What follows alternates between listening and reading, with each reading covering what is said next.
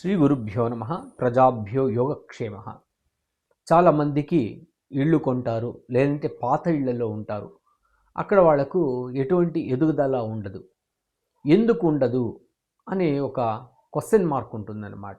చాలా కారణాలు కూడా దీంతో జ్యోతిష్యంలో ఉన్నాయి. చెడిపోయి ఉంటే ఖచ్చితంగా ఆ యొక్క స్థలంలో దోషం ఉందని తెలుస్తుంది.